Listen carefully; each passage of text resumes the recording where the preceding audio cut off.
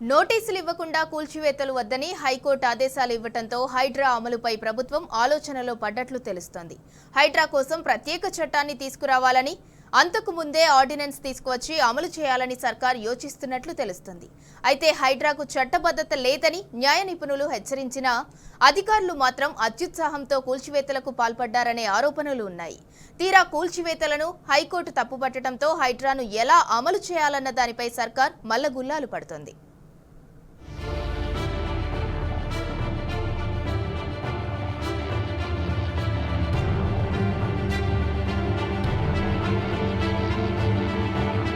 హైడ్రాపై త్వరలో చట్టం రానుందా? ఈలోపు ఆర్డినెన్స్ ఏమైనా తెచ్చే అవకాశాలున్నాయా? ఈ క్రమంలో ప్రభుత్వం జీహెచ్ఎంసీ చట్టాన్ని సైతం సవరించనుందా? హైడ్రాకు పోలీస్ స్టేషన్ స్టేటస్ ఇవ్వాలంటే సిఆర్పిసిలో కూడా మార్పు అవసరమా? హైడ్రాకు చట్టబద్ధత లేదనే విషయాన్ని సీఎం ఆలస్యంగా గుర్తించారా? అంటే అవుననే సమాధానాలే వస్తున్నాయి. అలా అయితే మరి ఇన్ని రోజులు హైడ్రామాకు అధికారుల స్వేర విహారానికి బాధ్యులెవరన్న ప్రశ్నలు జనసామాన్యంలో వ్యక్తమవుతున్నాయి. హైకోర్టు సూచనల మేరకు ప్రభుత్వం ప్రధాన కార్యదర్శి హైడ్రాపై హుటాహుటిన సమీక్ష నిర్వహించారు. ముందస్తు నోటీసులు లేకుండా కూల్చివేతలకు పాల్పడవద్దని అధికారులకు సూచించారు.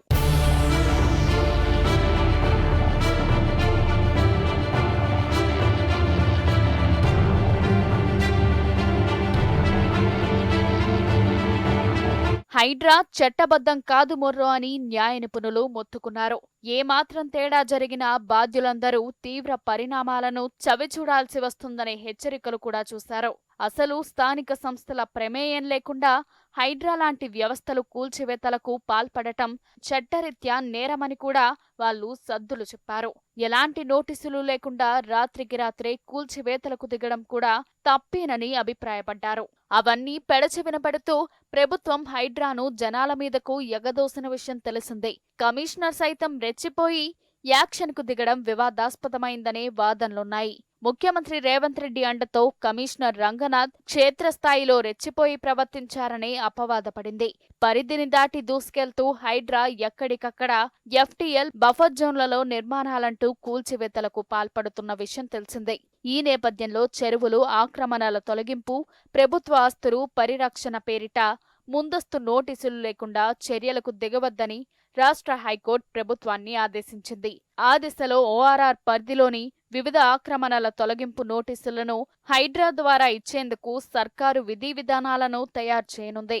GHMC, land encroachment act, land grabbing act, WALTA చట్టం, నీటిపారుదల శాఖ చట్టాలను ఒకే గొడుగు కింద తెచ్చి యోచనలో ఉంచింది. గండిపేట, హిమాయత్ సాగర్ చెరువుల పరిరక్షణ బాధ్యతలను కూడా జలమండలి నుంచి హైడ్రాకు బదిలీ చేసే దిశలో కసరత్తు చేస్తుంది.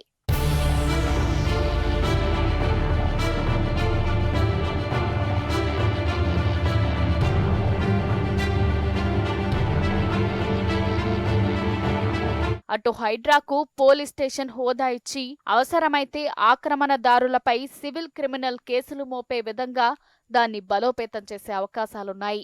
ఇందుకు ప్రస్తుతం ఉన్న సిఆర్పిసి చట్టాన్ని సైతం సవరించేందుకు ప్రభుత్వం సంసిద్ధమవుతున్నట్లు సమాచారం.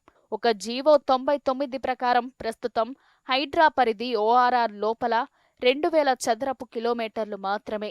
హైడ్రా అనేది ప్రస్తుతం గ్రేటర్ హైదరాబాద్ మున్సిపల్ కార్పొరేషన్ చట్టానికి లోబడి పనిచేస్తున్న ఈవీడీఎంకు ప్రత్యామ్నాయ సంస్థ అని ప్రభుత్వం అభివర్ణిస్తుంది. కాగా హైడ్రా కోసం ప్రత్యేక చట్టం అవసరం లేదని ముఖ్యమంత్రి రేవంత్ రెడ్డి మీడియా ప్రతినిధుల ఇష్టగోష్ఠిలో తాజాగా అభిప్రాయపడ్డారు. కానీ ఒక్కరోజు కూడా గడవకముందే మాట మార్చారు. హైడ్రాకు న్యాయపరమైన చిక్కులు లేకుండా పరిపూర్ణత రావాలంటే ప్రత్యేక చట్టం చేయక తప్పదనేది నిపుణుల వాదన.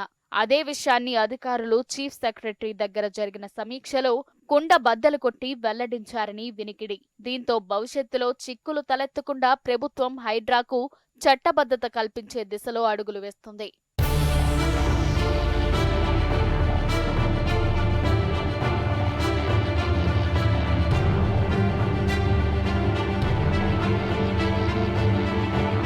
అంతా బాగానే ఉంది, కానీ చట్టపరంగా ఎలాంటి అధికారాలు లేకుండానే ఇన్ని రోజులు దందుడుకుగా వ్యవహరించి అక్రమంగా పాల్పడ్డ కూల్చివేతల పరిస్థితి ఏంటని ప్రశ్నలు తలెత్తుతున్నాయి. బాధితుల ఆవేదనకు ఎవరు బాధ్యులనే ప్రశ్నలు తలెత్తుతున్నాయి.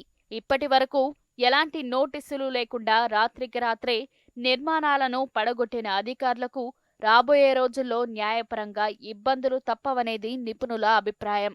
ఒక్క సుప్రీంకోర్టు తీర్పు ప్రకారం అవసరాన్ని బట్టి సదరు అధికారులపై దొంగతనం లాంటి క్రిమినల్ కేసులు కూడా నమోదు చేయవచ్చని వాళ్ళు వెల్లడిస్తున్నారు.